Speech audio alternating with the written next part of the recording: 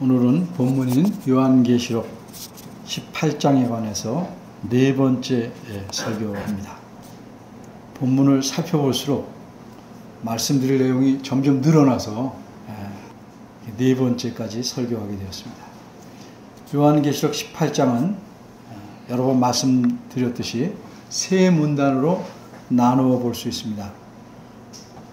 천사가 등장하는 첫째 문단과 또 다른 천사가 등장하는 셋째 문단은 대부분 설명드렸습니다.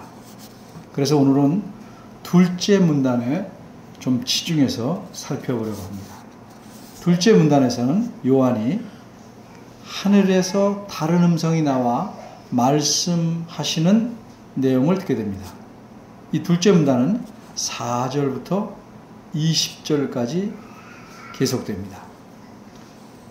이 둘째 문단에서 우리는 오늘 이 큰 성 바벨론이 망할 수밖에 없는 이유를 자세히 살펴보려고 합니다. 언제나 그렇듯이 하나님의 심판으로 멸망을 받게 되는 이유는 죄입니다. 그럼 바벨론이 구체적으로 어떤 죄 때문에 멸망하게 되는지를 살펴보려고 합니다. 바벨론의 멸망의 이유가 되는 죄는 묶어서 말하자면 이 둘째 문단에서 두 가지입니다. 근데 이 두 가지는 동전의 앞뒤처럼 쌍으로 이루어졌습니다. 그래서 굳이 나누어 보면 네 가지인데 두 쌍으로 이루어졌다, 이렇게 이해하는 것이 좋을 듯합니다. 그리고 이 문단에서 우리는 하나님께서 바벨론을 심판하시는데 어떻게 심판하시는지 그 점에 대해서 생각해 보려고 합니다. 그래서 세 가지로 둘째 문단을 나눠 보겠습니다. 첫째, 멸망의 결정적 이유. 둘째, 멸망의 중요한 이유. 셋째, 멸망의 재앙과 기준. 첫째입니다. 멸망의 결정적 이유. 바벨론이 멸망하게 되는, 이미 멸망했다고 선포한, 반드시 멸망되는 이 결정적인 이유는 무엇인가? 본문의 앞장인 17장을 보면 바벨론을 가리켜 음녀라고 여러 번 표현합니다. 비유적인 표현입니다. 이렇게 음녀라고 비유한 까닭은 이 여자로 표현된 바벨론 성이 음행, 즉 음탕한 짓을 하였기 때문입니다. 이어서 오늘 본문에는 이 음녀가 하는 행동, 즉 음행이라는 표현이 서너 번 나옵니다. 따라서 우리는 음녀인 바벨론이 멸망하는 결정적인 이유는 음행이라는 사실을 알게 됩니다. 우리가 이전 설교에서 살펴보았던 대로 이 3절, 오늘 본문 앞에 3절은 바벨론의 멸망의 이유를 압축해서 이렇게 표현합니다.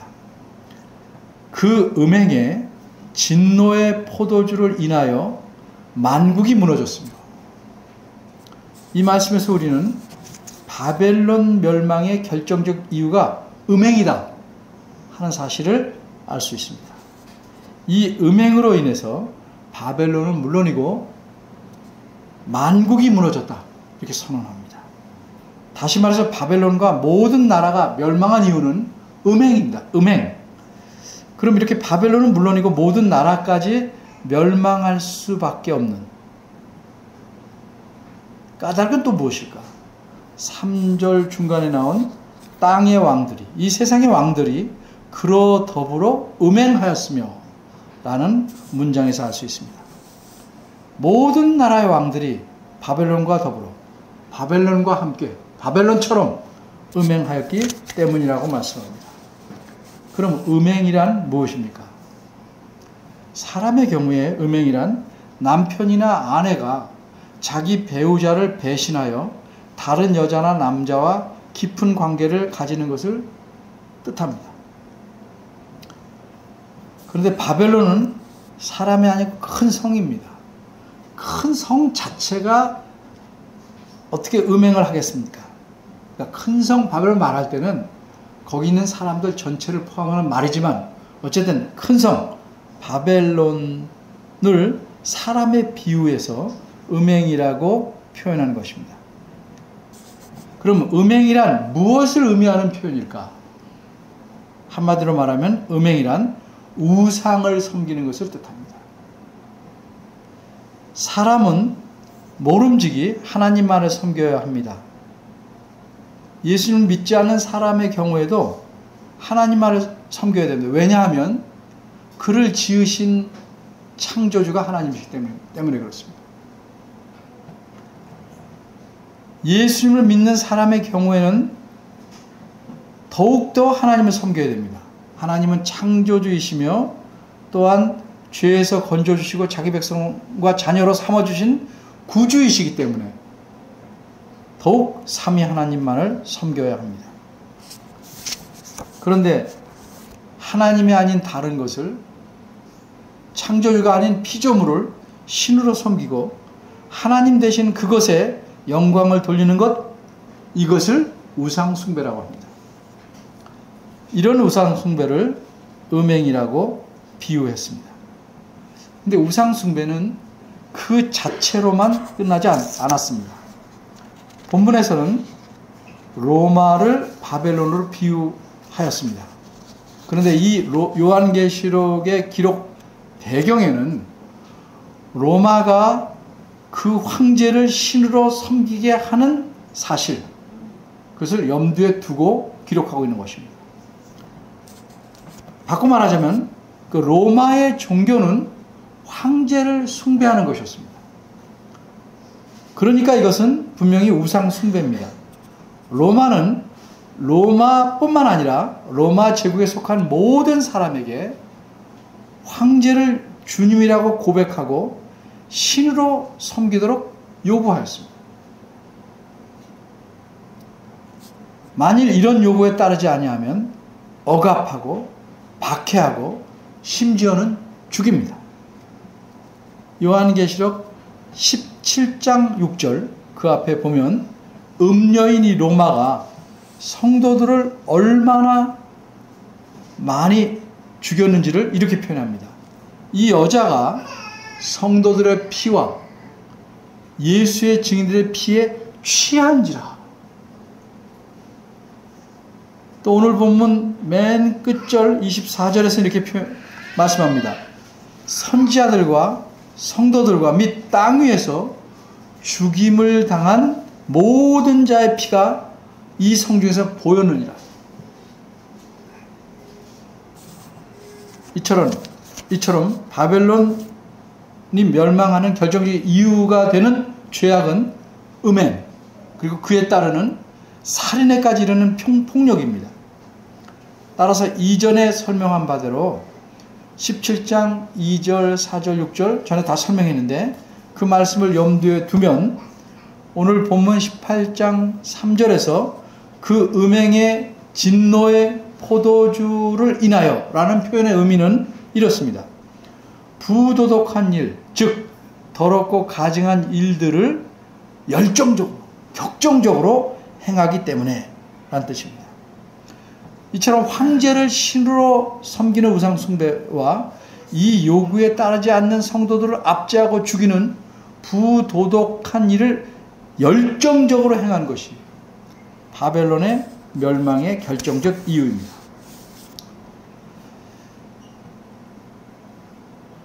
바벨론 멸망의 결정적 이유가 무엇인지를 알려주는 말씀은 요한계시록 17장, 18장, 이게 하나의 세트인데 이 외에도 더 있습니다. 먼저 요한계시록 14장 8절입니다. 그 구절에서는 이렇게 말씀합니다.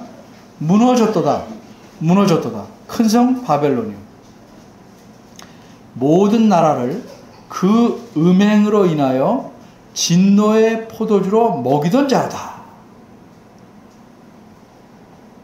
여기서도 바벨론 멸망의 결정적 이유를 무엇으로? 음행이라고 말씀합니다. 그런데 이 말씀에서 우리가 조심해야 할 점은 18장 3절과 같은 표현이 나온다는 사실입니다. 똑같은 표현이라도 다를 수 있으니까 늘 조심해야 됩니다. 14장 8절에서 진노의 포도주는 18장 3절의 진노의 포도주와는 전혀 다릅니다.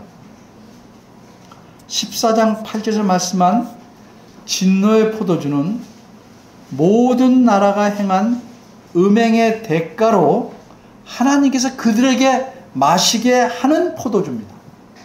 하나님이 주시는 포도주입니다.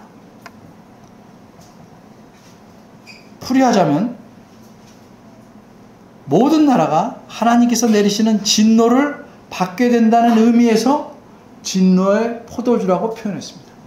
음행으로 인한 진노의 포도주를 마시게 한다. 이렇게 이해하는 것이 올바르다는 증거는 14장 8절 조금 아래에 있는 14장 10절 상반절에 나와 있습니다. 거기서 이렇게 말씀합니다. 그도 하나님의 진노의 포도주를 마시리니, 하나님의 진노의 포도주를 마시리니 그 진노의 잔에 섞인 것이 없이 부은 포도주라. 이 말씀이 무슨 뜻입니까? 여기서 그는 그 앞구절에 있는 14장 9절에 나온 사람을 가리킵니다. 어떤 자입니까? 짐승과 그의 우상에게 경배하고 이마에나 손에 표를 받는 자입니다. 이런 자에게 하나님께서 진노를 내리신다는 사실을 10절에서 그도 하나님의 진노의 포도를 마시리니 이렇게 표현했습니다. 그런데 이처럼 우상 숭배한 자에게 하나님께서 진노를 내리시는데 조금 더 긍휼을 베풀지 않으신다고 말씀합니다. 이런 사실을 어떻게 말씀하셨습니까? 그 진노의 잔에 섞인 것이 없이 부은 포도주라고 표현했습니다.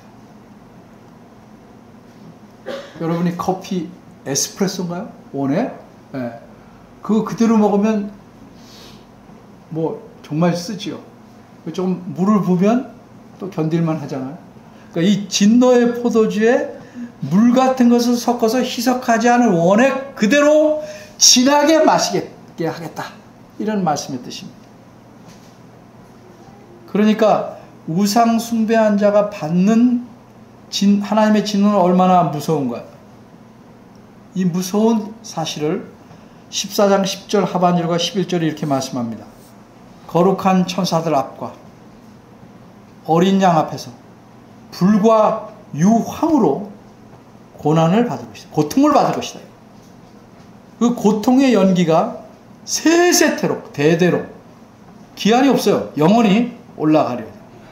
짐승과 그의 우상에게 경배하고 그 이름의 표를 받는 자는 누구든지 밤낮 쉼을 얻지 못하리라. 어디에서 쉼을 얻어요? 고통에서. 못 얻는다. 이 말씀에서 알 수 있는 대로 우상 숭배한 자는 하나님의 진노가 계속됩니다. 그에게. 그래서 그는 쉴 새 없이 고통과 고난을 당하게 된다. 이렇게 말씀합니다.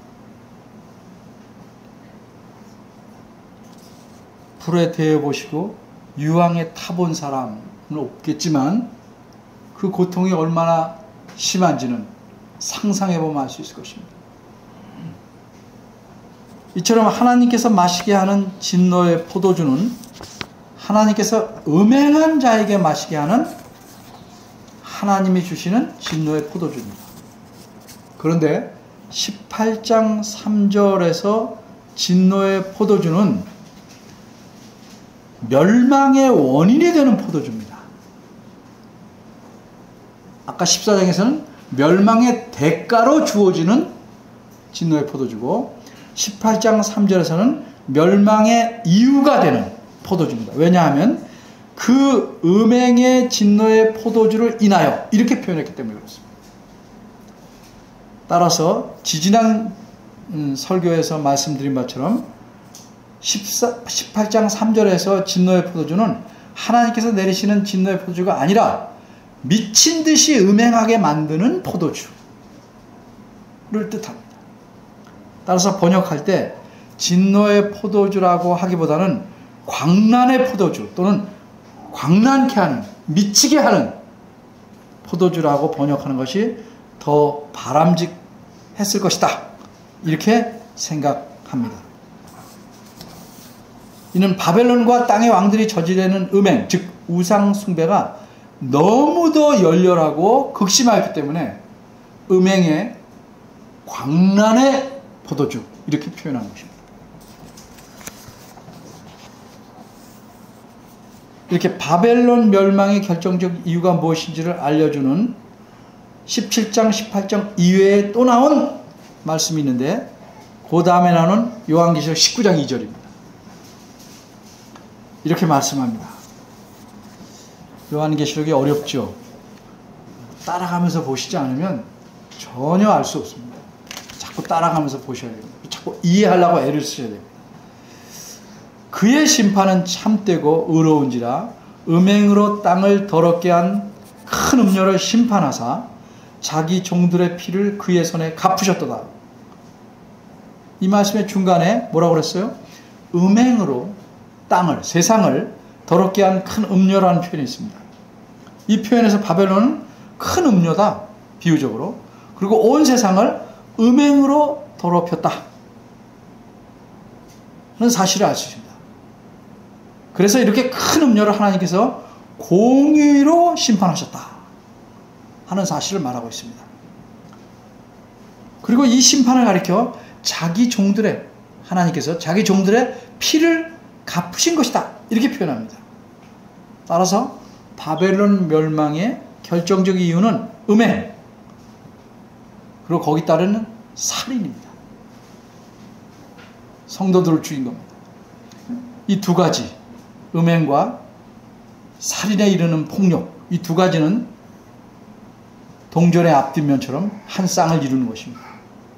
그럼 이제 바벨론 멸망의 또 다른 이유가 있는데 그것이 무엇인지를 살펴보겠습니다.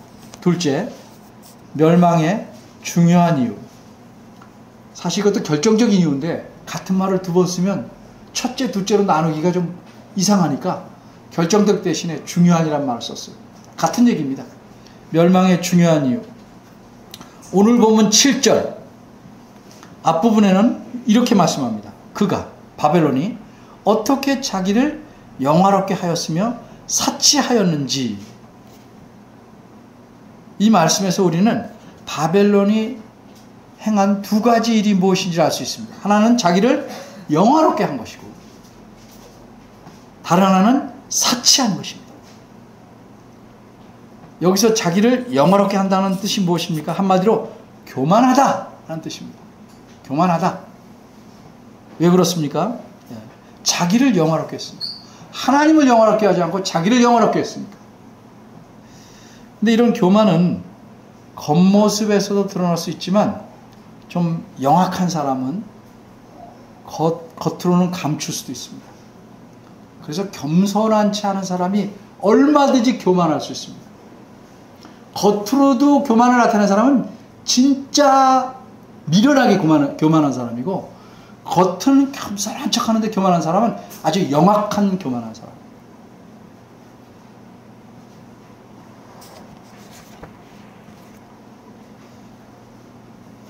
그러니까 교만은 겉으로 감출 수도 있기 때문에 그 마음이 어떠한지에서 드러납니다. 사람은 잘 모를 수 있는데 하나님은 아시죠. 그러면 바벨론은 얼마나 교만했을까? 바벨론이 자기 마음속에서 하는 말, 바꿔 말해서 바벨론이 자기 안에 갖고 있는 인식에서 알 수 있습니다. 7절 하반절, 바벨론은 이렇게 생각합니다. 나는 여황으로 앉은 자요. 자기가 황제다 이 말이에요. 바벨론은 여자로 취급했으니까, 지금 비유했으니까 여황이라고 나온 겁니다. 나는 황제다 이 말이에요. 세상을 다 다스린다 이 말이죠. 과부가 아니다. 결단코 애통을 당하지 않자. 내가 과부 될 일 없고 애통할 일 없다. 바벨론은 그 당시에 과연 그렇게 생각할 만한 위치에 있었습니다. 이 로마는 그 당시에 알려져 있던 세상 대부분을 지배했습니다. 로마에게 대항하는 자는 개인이든 나라든 가차없이 처형당하고 정복당했습니다. 그러니 로마는 기고만장합니다. 자신이 망하는 일이 결단코 없으려고 생각합니다. 자신의 현 상태가 영원히 계속되리라고 생각합니다. 권력을 잡으면 그런 사람들 굉장히 많죠. 조금 자리가 올라가면 그런 사람 굉장히 많죠. 많이 보잖아요. 우리도 순간순간 그런 적이 없지 않았죠.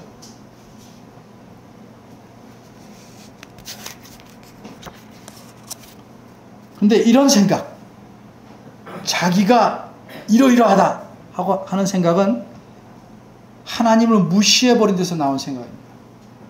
천지를 지으시고 온 우주와 세상 만물을 자신의 선한 뜻대로 다스리며 역사를 이끌어 가신 하나님을 제외시키고 무시하니까 자기가 최고라고 생각하는 겁니다.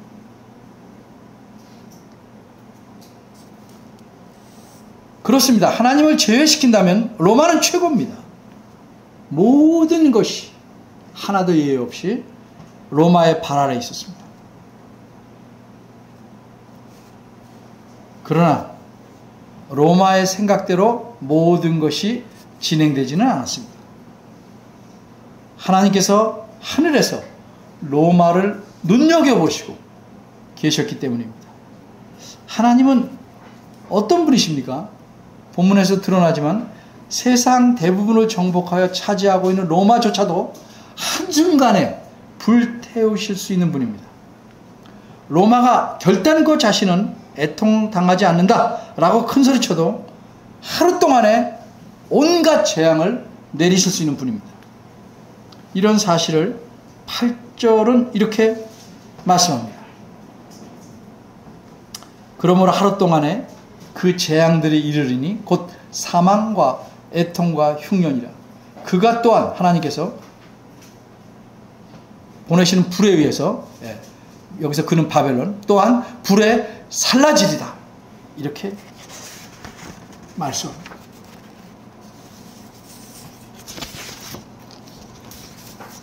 일찍이 하나님 말씀인 잠언 16장 5절에서는 이렇게 말씀합니다. 무릇 누구든지 마음이 교만한 자를 여호와께서는 미워하시나니 피차 손을 잡을지라도 벌을 면치 못하리라. 어떤 용을 쓰고 합해서 해도 벌이 반드시 내린다는 거죠. 이렇게 경고했습니다. 이처럼 바벨론, 즉 로마의 교만이 멸망의 중요한 이유입니다. 그런데 교만과 짝을 이루는 것이 하나 있습니다. 이게 멸망의 중요한 또 이유가 됩니다. 그것이 뭡니까? 사치입니다. 사치. 사치가 무엇입니까?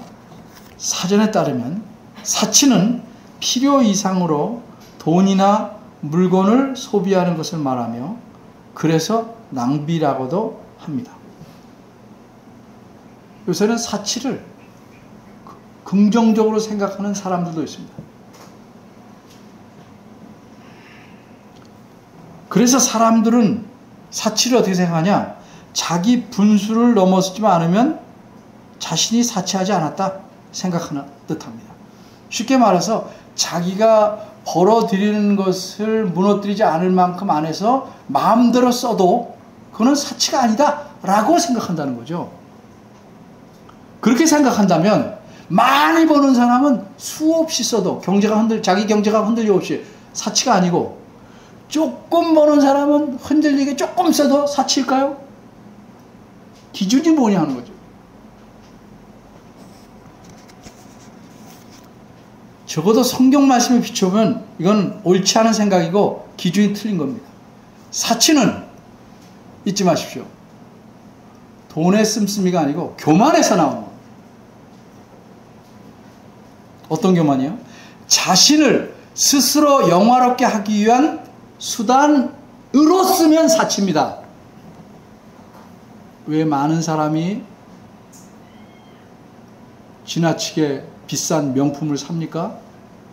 왜 그럴까요? 생각해 보세요. 자기를 영화롭게 하고 돋보이게 하고 남들보다 낫다, 우수하다는 걸 드러내려고 하는 짓은 다 사치입니다. 예배당을 의리여리하게 줘요. 난 이렇게 멋진 예배당을 가진 목회자다. 사치입니다. 교만이고 사치입니다. 지질이 가난하게 볼품없이 살려는 뜻이 아닙니다. 어떤 생각과 어떤 마음의 동기에서 나왔는가. 그러니까 똑같은 일을 해도 어떤 사람은 사치가 아니고 어떤 사람은 사치. 동기의 문제입니다. 그러니까 우리 자꾸 성경적으로 생각해야 됩니다.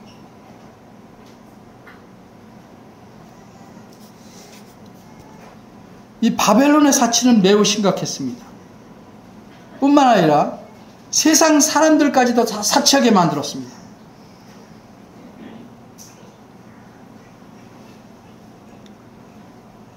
그래서 9절 앞부분에서는 이렇게 말씀합니다. 그와 함께 바벨론과 함께 음행하고 사치하던 땅의 왕들, 다른 나라의 왕들도 다 그렇게 사치했으니까 그 나라 사람들에게 다 영향을 미치는 겁니다. 또 3절 하반절에서는 땅의 상고들도, 이 세상의 상인들도 그 사치의 세력을 인하여 치부했다. 이거 부유했는데 나쁜 방법으로, 옳지 않은 방법으로 부유한 걸 우리가 보통 치부한다고 그래요. 특히 이 말씀에는 사치의 세력이라는 표현을 합니다. 이 말은 사치의 능력, 사치의 힘이라는 뜻입니다. 상인들이 부자가 되는 건 나쁘지 않은데 합당한 이익을 모아서 되는 게 아니고 로마가 가진 사치의 힘 덕분에 부자가 된 거라.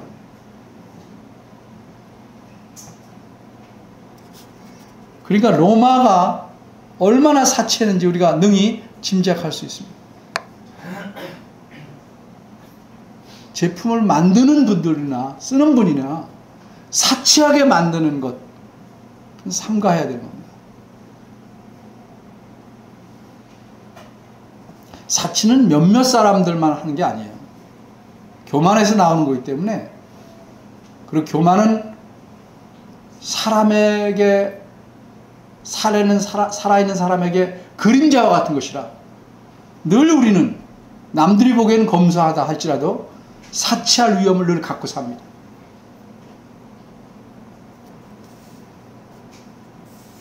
특별히 12절과 13절을 보면 로마가 사치하던 물품의 목록을 길게 나열합니다. 엄청 많은데 특별히 우리를 놀라게 하는 것은 목록의 마지막 부분입니다. 이렇게 쓰여 있습니다. 종들과 사람의 영혼들이라. 돈으로 사람의 몸은 물론 영혼까지 사들였다는 뜻입니다.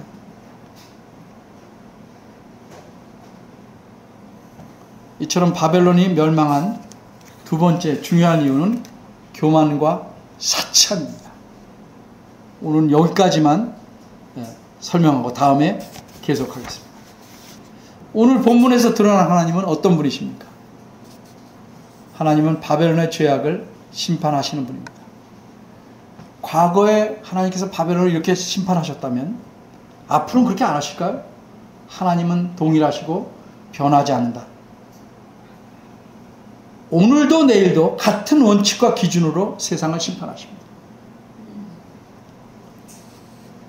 로마가 하나님의 심판을 받은 죄악이 무엇입니까? 우상 숭배와 그에 따른 폭력, 그리고 교만과 사치입니다. 하나님의 자녀로서 우리는 하나님 보시기에 어떠할까? 우리는 하나님만 올곧게 섬기고 우상 숭배 안 합니까? 하나님은 우상을 섬기는 것을 금하셨을 뿐만 아니라 십계명 제2계명에서는 하나님 자신을 우상처럼 섬기는 것을 금하셨습니다. 우리가 하나님을 어떻게 섬기고 있습니까? 내가 무엇을 얻기 위해서, 내 뜻을 이루기 위해서, 그것이 하나님 뜻과 다른데도 그것을 이루기 위해서 하나님을 섬기는 것, 섬기는 채 열심을 내는 것 아닐까요? 내가 부유하고 잘 살고 잘 되기 위해서 하나님을 이용하려는 것 아닐까요? 잠언 16장 18절에서는 교만은 패망의 선봉이요 거만한 마음은 넘어짐의 앞잡이니라 이렇게 말씀합니다. 또 잠언 20장 4절에서는 눈이 높은 것과 마음이 교만한 것과 악인의 형통한 것은 다 죄니라. 악인이 잘 되는 것 자체가 죄입니다. 교만해서 뭐가 잘 되면 그게 좋은 걸까요? 죄예요. 그게 잘 되는 것 자체가 죄입니다.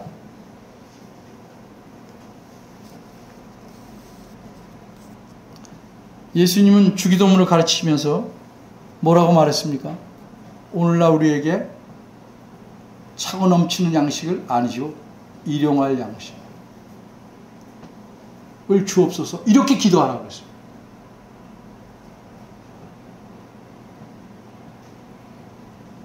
근데 여러분은 무엇을 더 얻기 위해서 그렇게 기도합니까?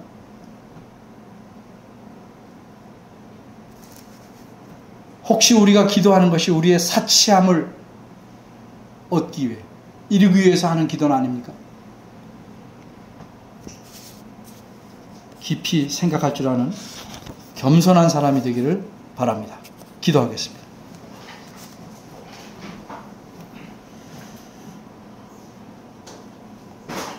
우리에게는 한없이 자상하지만 어미로우시고 또 우리가 두려워해야 하는 하나님임을 알아야 하는데 그렇지 못한 저희들을 용서해 주옵소서. 하나님, 자비로우시지만 공의로우신 하나님, 우리의 마음을 모두 아시니 우리 마음속에서 쓴 뿌리를 제하여 주시고 교만을 잘라주셔서 늘 하나님 앞에서 감사함으로 어떤 상황에서든지 하나님을 의지하는 지혜를 가진 자로서 겸손한 자로서 살도록 이끌어 주시고 연단시켜 주시기를 바랍니다. 예수님 이름으로 기도합니다. 아멘.